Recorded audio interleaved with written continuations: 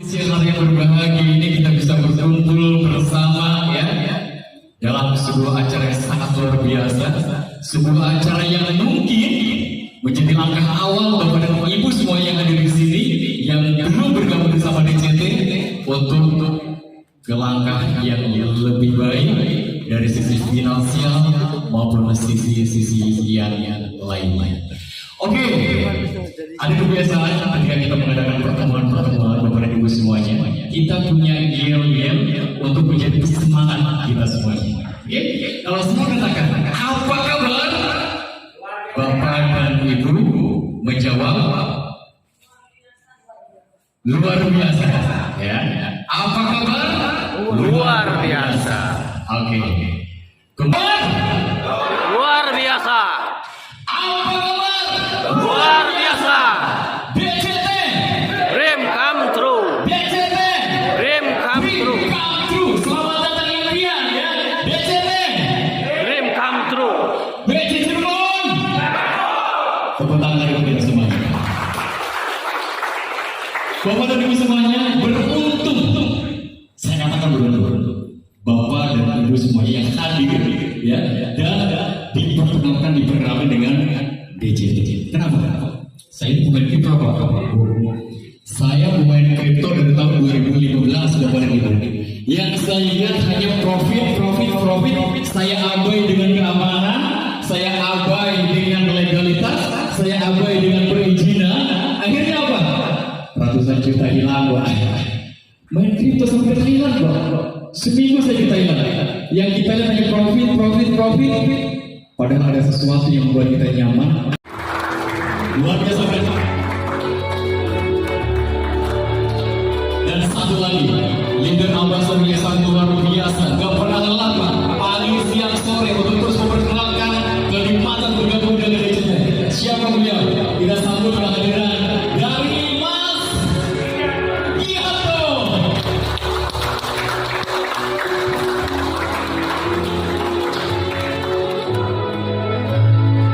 Ini orang-orang yang gigih. Silakan kembali ya. Orang-orang yang gigih. Assalamualaikum warahmatullahi wabarakatuh. Waalaikumsalam. Siang. Siap. Alhamdulillah dengan izin Allah kita bisa bersama berkumpul di tempat yang berbahagia ini ya Bapak Ibu. Selamat datang kepada para leader saya yang luar biasa. Bapak Nasional Ambassador Bapak Sudarsono leader saya dan juga beliau unit bisnis center Cirebon. Mentor saya juga, guru saya yang mengajarkan saya sambil bisa. Bapak guru saya juga ini Pak Gianto, Bapak Leader Ambassador. Alhamdulillah kita bisa ditemukan di tempat yang berbahagia ini. Apa kabar semuanya Bapak Ibu? Luar biasa. Alhamdulillah. Kedatangan tamu juga istimewa ini. Ibu-ibu teman saya ini dari Cirebon. Ci, selamat siang. Dan juga saudara-saudara saya juga yang telah hadir, kakak saya, juga para penambang yang sudah lama juga menambang DCT dengan saya. Dari Purwakarta, Cikampek, Bapak leader juga ini resign dari pekerjaan saya dan saya tambang di DCT. Alhamdulillah bisa gajian tiap bulan, tiap 8 sekali. Berapa Bu? Sudah tadi sebutin sama Mas Boy. Ulang nggak apa-apa. Ya sudah langsung aja ke materi ya Bapak Ibu.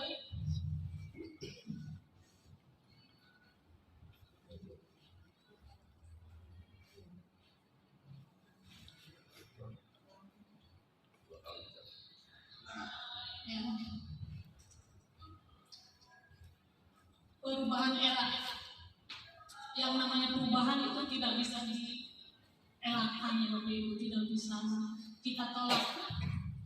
Sejak sebelum abad ke-18 kita dikenal dengan era bercocok tanam. Di zaman ini manusia yang namanya mendapatkan income atau bisa memenuhi kebutuhan hidupnya dengan cara bercocok tanam, bertani, berkebun seperti itu, karena tidak ada pekerjaan lain lagi selain itu. Berubah lagi menjadi era industri. Di era industri ini dimulai dari abad ke-18 sejak ditemukannya mesin uap oleh James Watt. Nah, di era industri ini mulailah ada lahir yang namanya industri rumahan, kemudian menjadi PT, menjadi pabrik besar, dan sekarang sampai saat ini sudah di berbagai tempat, di berbagai wilayah Indonesia sudah banyak. Kebanyakan manusia di zaman ini memenuhi kebutuhan hidupnya dari menjadi karyawan pabrik, karyawan perusahaan, seperti itu. Kemudian berubah lagi menjadi era informasi. Di era informasi ini dimulai dengan datangnya atau lahirnya yang namanya telepon rumah ya Bapak Ibu. Dulu kita kalau mau telepon ke saudara itu harus ke hotel karena kita belum punya telepon rumah. Setelah itu terlintas lagi ada yang namanya handphone atau gadget. Bahkan sekarang gadget kita udah smartphone yang memiliki sosial media, ada Facebook, Instagram, dan lain sebagainya. Jadi kita menerima informasi bukan dari dalam Indonesia saja, tetapi dari luar negeri juga kita bisa secara cepat menerimanya. Sekarang kita memasuki era digital. Era digital ini disebut dengan era industri 4.0 atau 4.0. Semakin mudah bagi kita memenuhi sekarang serba mudah. Kita kalau misalnya mau transfer uang kita ada di HP pakai m-banking. Kita bisa menggunakan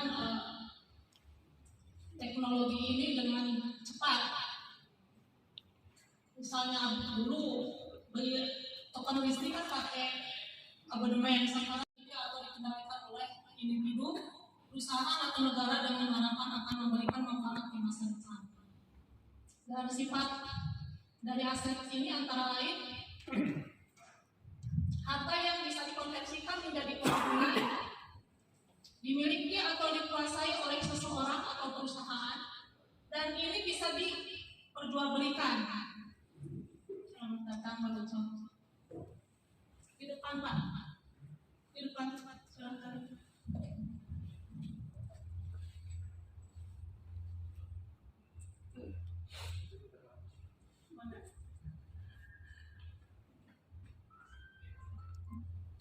Aset ini bersifat produktif.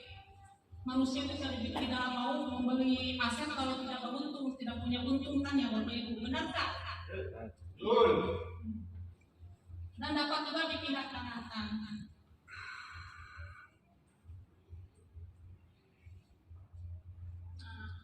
Jenis-jenis aset. Aset itu ada aset fisik dan aset digital. Aset fisik misalnya emas, tanah, dan properti. Saham, reksadana atau obligasi ini aset fisik itu bersifat ada bentuknya, ada jenisnya. Nah, aset yang kedua adalah aset digital. Aset digital ini misalnya saham, reksadana di online marketplace, Bareksa, Finansialku, dan Bibit. Platform digital diantaranya ada YouTube, Instagram, online shop, TikTok, Facebook.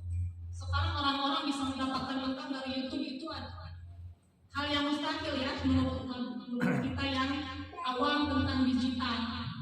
Tapi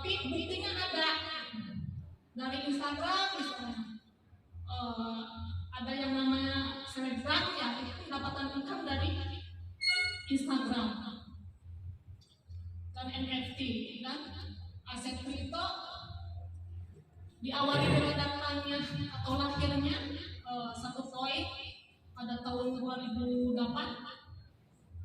yaitu Bitcoin, juga kemudian lagi ETH atau Ethereum, Dogecoin dan DCT. DCT ini adalah produk anak negeri kita Indonesia. Nah, kenapa harus aset digital? Karena mudah di dalam pengelolaannya dan hanya menggunakan itu bijak dalam perolehan atau pemindahannya dan penyimpanannya. Kedua, liquid secara global atau lintas batas negara dan berbasis internet. Kita bisa bertransaksi aset digital tidak hanya di luar dan di dalam negeri aja, bisa juga antar teman kita dengan teman kita di luar negeri itu bisa. Yang penting ada internetnya jalan. Yang ketiga, pertumbuhan nilai ekonomi yang sangat tinggi dalam jangka panjang. Keempat, transparan atau blockchain system.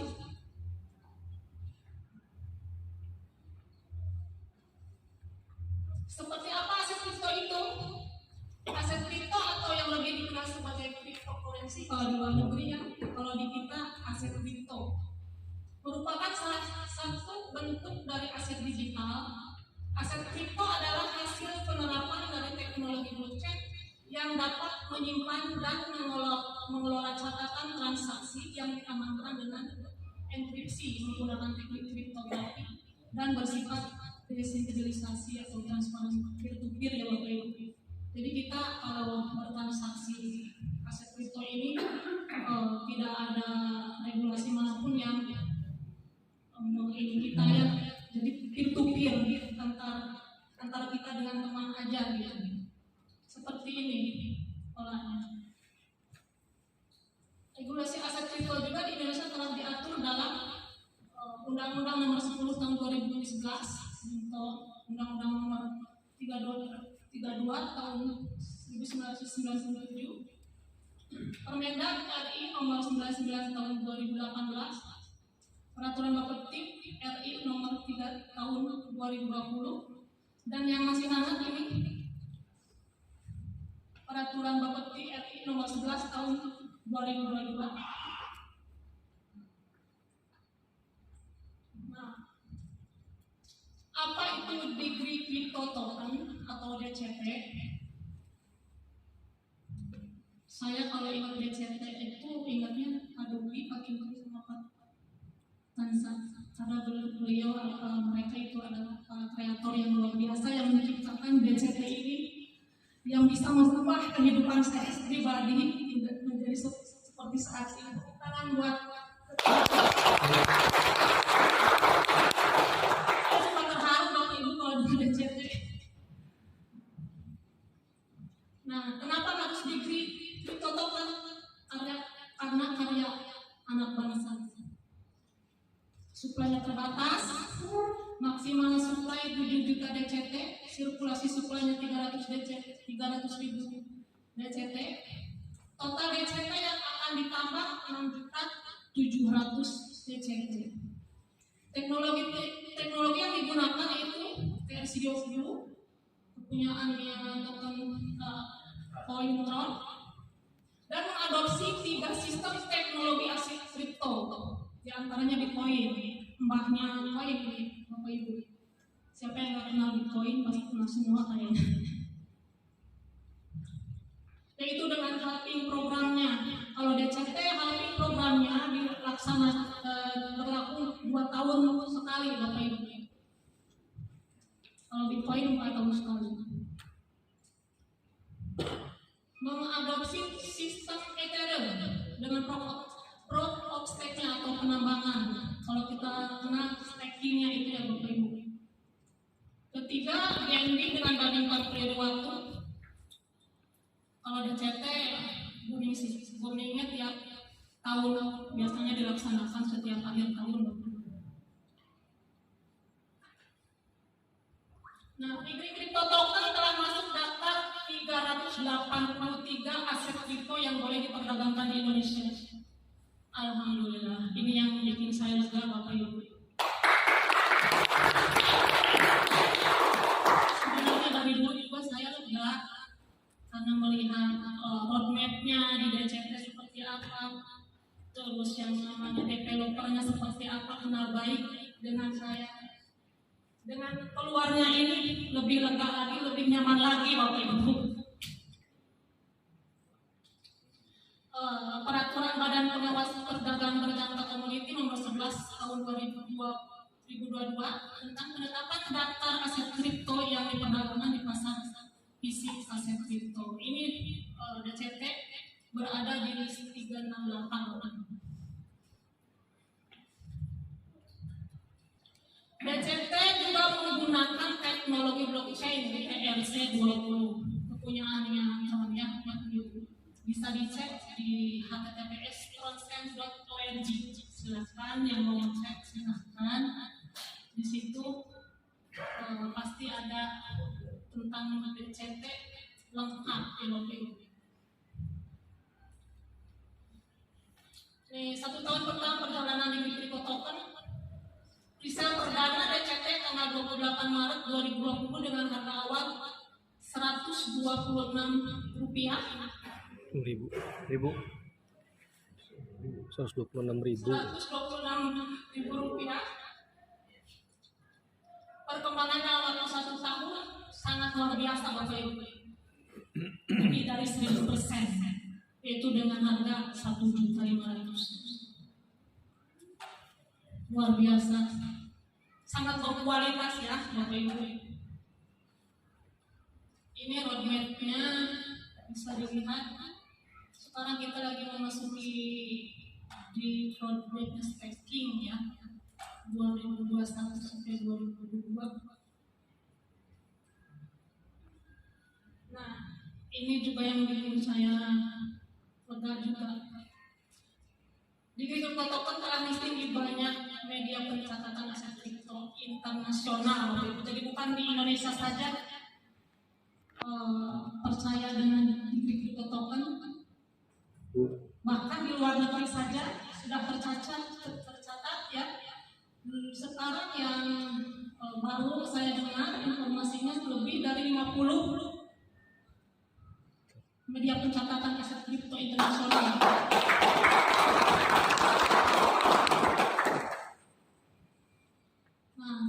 Dapatkan segera degree kripto token di Digital Exchange.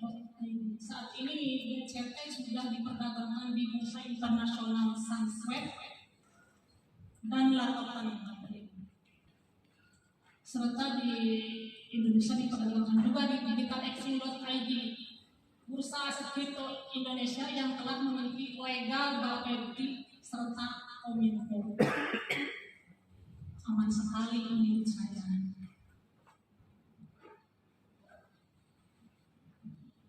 DCT juga telah lulus audit TSCR.in, Bapak Ibu.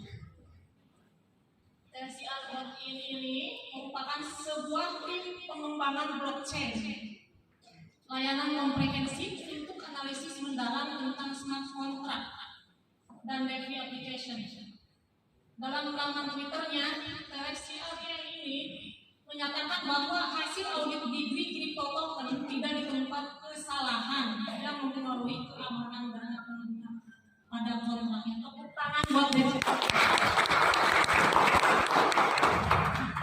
Selain itu, degree kripto token juga telah lulus audit Certic. Certic adalah blockchain keamanan yang melakukan audit kriptografi. Perusahaan ini adalah pemimpin industri dengan mempelopori penggunaan teknologi verifikasi formal mutakhir pada smart contract, protokol blockchain, wallet gate. Certic memiliki bahasa pemrograman yang aman di blockchain aslinya. Melalui itu, pengguna dapat membuat smart contract mereka sendiri yang diverifikasi di blockchain. Certic menggunakan DeepSeek.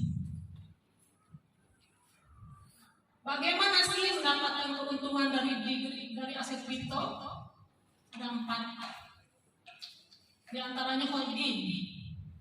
Holding adalah menyimpan dalam jangka waktu lama. Misalnya kita membeli aset kripto DCT di digital exchange. Kita membeli digital exchange hari ini dan kita simpan sampai berbulan-bulan atau bertahun-tahun, kita simpan di digital exchange dan menunggu harga naik yang signifikan baru kita jual, kita mendapatkan keuntungan dari situ. Itu namanya holding. Yang kedua adalah trading. Trading itu kita mendapatkan keuntungannya dari selisih harga. Misalnya hari ini atau jam ini nih kita beli DCT di harga 5.900.000. Besok atau 2 hari kemudian kita jual dengan harga 6 juta. Nah, kita itu dari keuntungannya dari sana. Lending saya tidak bahas. Keempat adalah mining atau staking. Mining atau proof of work di tahun 2009 ada sekelompok orang yang menamakan dirinya Satoshi Nakamoto, yaitu sekelompok orang yang menciptakan Bitcoin dengan teknologi blockchain menggunakan sistem penambangan POW atau POW adalah merupakan sistem penambangan pertama di dunia yang menggunakan hardware dan menghasilkan sejumlah Bitcoin. Pola ini membutuhkan modal dan biaya sangat besar dan juga butuh lahan yang sangat luas serta pendinginan yang harus terjaga. Kemudian staking atau proof of stake. Proof of stake adalah konsep di dalam penambangan aset kripto yang menyatakan bahwa seseorang dapat menambang atau memvalidasi transaksi aset kripto sesuai dengan jumlah koin atau token yang dia pegang. Contoh ETH. ETH memakai teknologi RC20 atau 2.0. Minimal untuk menambang yaitu 30 ETH. Estimasi staking ETH 32 dikali misalnya harga 30.500 itu minimal modal, berarti harus punya uang 976 juta rupiah. Itu minimal untuk menambang ETH. Sangat mahal. Mungkin di antara ibu bapak mungkin ada yang mampu untuk kebanyakan, makanya jangan mampu ya. Bisakah menambang aset kripto dengan biaya terjangkau? Yang bisa dikerjakan hanya lewat ledger atau fleksibel dan tidak menghabiskan banyak waktu. Ada solusinya Bapak Ibu. PT Ekonomi Digital Indonesia memberikan solusi untuk kita. Kami ini merupakan perusahaan yang bergerak di bidang pengembangan teknologi digital. Beralamat di Jalan Bisnis Park R9 Jalan Bujit Hasan, Asia Palembang, Sumatera Selatan. PT Ponakan Digital Indonesia memiliki visi dan misi. Visinya yaitu mencerdaskan dan mensejahterakan masyarakat melalui teknologi digital. Dan misinya menciptakan teknologi digital yang produktif, membentuk digital planner ataupun pengusaha digital yang sukses, berpartisipasi aktif dalam mendukung program digitalisasi dan ekonomi kreatif. Nah ini yang paling penting, yang biasanya kita sebelum memulai bisnis melihat legalitasnya ya. Ini legalitas perusahaan PT Ponakan Digital Indonesia sudah sangat lengkap. Ada izin komersial, ada sius pemerintah kota, PWP dan sebagainya. Silakan Bapak Ibu lihat di layar.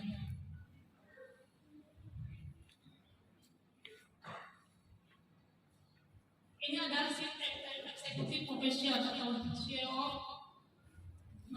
Pak Dobi Lega Putra. Pak Dobi Lega Putra adalah seorang putra asli Masjid Sriwijaya yang menjadi salah satu pencetus serta kreator dari Bibit Token, anak muda yang sudah pengalaman di bidang manajemen marketing, aset kripto dan blockchain.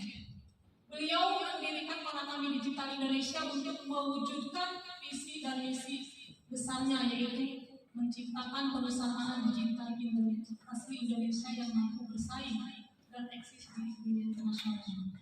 Ini ketika bersama Wakil Menteri Perdagangan Dr. Dery Sambuaga pada acara diskusi kripto terkini tahun 2022. Saat dalam acara Plan 2022.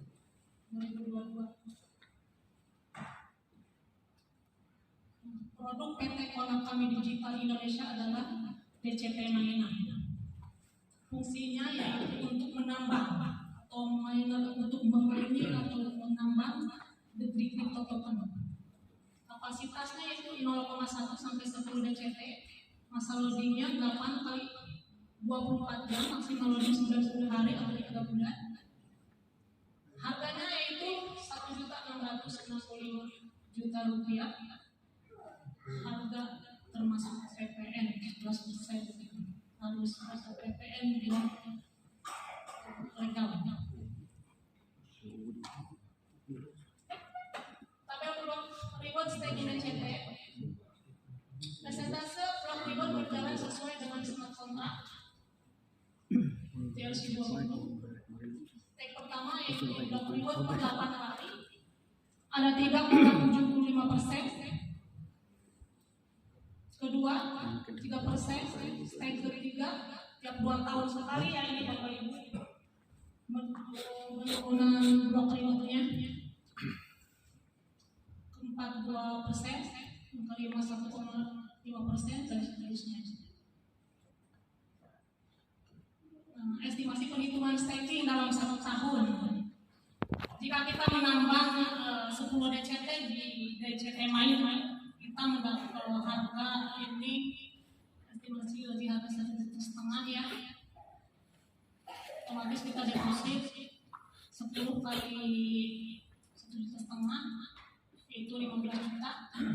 Pemakaian PIN 4 PIN sebanyak 6.660.000 rupiah, totalnya 21.660.000 rupiah. Ini total untuk menambah 10 DCT.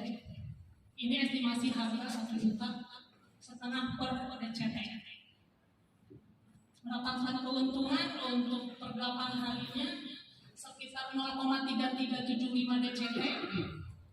Kalau dirupiahkan 506.250.000 rupiah.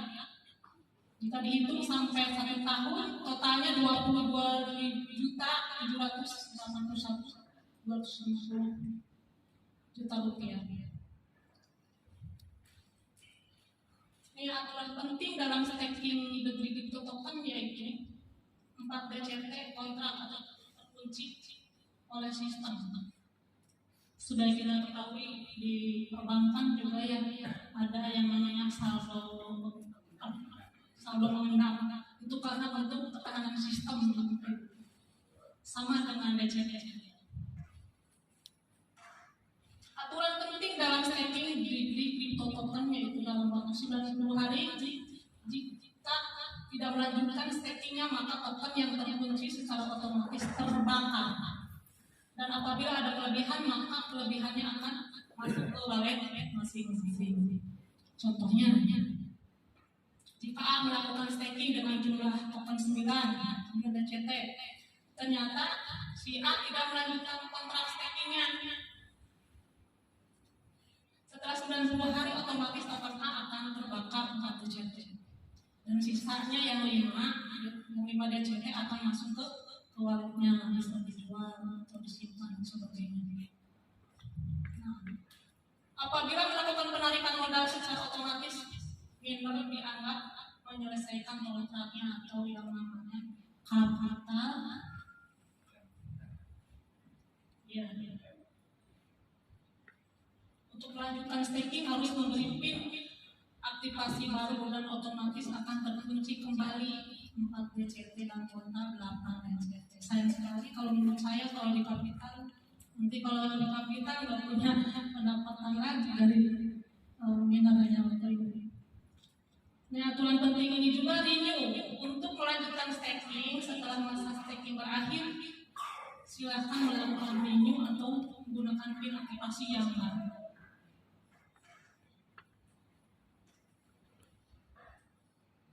Nah, bagaimana sih cara menambah DCT? Pertama kita kunjungi register download DCT Miner di digitalcommunity.co.id. Kedua, beli PIN aktivasi DCT Miner di distributor atau bisnis center sama kami Digital Indonesia. Yang dekat kita ada di Cirebon ya Bapak Ibu bisnis centernya. Dan ini pemiliknya Bapak Ibu Pak Sudarsono. Tepuk tangan buat Pak Sudarsono. Ketiga, memiliki DCT yang bisa didapatkan di Digital Exchange atau bisa juga dibeli di Sunsweb dan token dan market lainnya yang menyediakan DCT. Ini jalur distribusi untuk penjualan miner ya Bapak Ibu. Karena kami Digital Indonesia berjual ke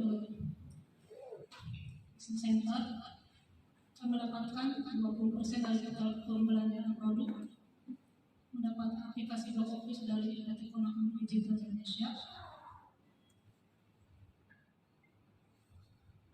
Bisnis center juga melalui agen ambasador dan reseller menjual ke para penambang. Ambasador adalah konsumen yang memiliki akun penambangan aktif. Setiap ambasador mendapatkan link affiliate yang dapat dibagikan atau dipromosikan ambasador dan akan mendapatkan diskon 7% apabila melakukan pembelian wapin aktivasi di bisnis center dan selanjutnya. Ini insentif khusus agen atau ambasador. Jadilah ambasador yang berprestasi di PT Ekonomi Indonesia dengan memenuhi kriteria sebagai berikut. Jadi selain dari hasil penambangan DCT, siapapun ambasador bisa berprestasi seperti ini dengan mengajak rekan dan saudaranya untuk ikut menambang. Nanti Bapak Ibu bisa gali lagi informasinya ya dari orang-orang yang mengajak Bapak Ibu ya. Nah, host to start ini bagi orang-orang yang berniat untuk mengembangkan. Jadi harus untuk impian dan sikap, daftar nama buat janji untuk edukasi, belajar, mengajar, pemakai produk dan testimoni. Bapak Ibu bisa mengunjungi sosial media Kona kami Digital Indonesia ya, ada di Facebook, Twitter, IG, Telegram, YouTube dan sebagainya. Nah ini peringatan ya Bapak Ibu. Perdagangan aset kripto merupakan aktivitas berisiko tinggi karena harga aset kripto sangat fluktuatif, di mana harga dapat berubah secara signifikan dari waktu ke waktu. Harap menggunakan pertimbangan ekstra dalam membuat keputusan untuk membeli atau menjual aset kripto. PT Konakam Digital Indonesia tidak memaksa pengguna untuk membeli atau menjual aset kripto sebagai investasi atau aksi mencari keuntungan. Semua keputusan perdagangan aset kripto merupakan keputusan independen oleh majelis. Jadi di DCT ini kita yang membeli DCT, kita yang menambang memakai produk miner, DCT miner, otomatis kita ownernya Bapak Ibu, tidak ada yang mengendalikan kita. Jadi terserah kita itu mau diapakan setelah kita menambang, mau disimpan atau mau dijual atau untuk jangka panjang kita kumpulkan, silakan. Salam dibantu.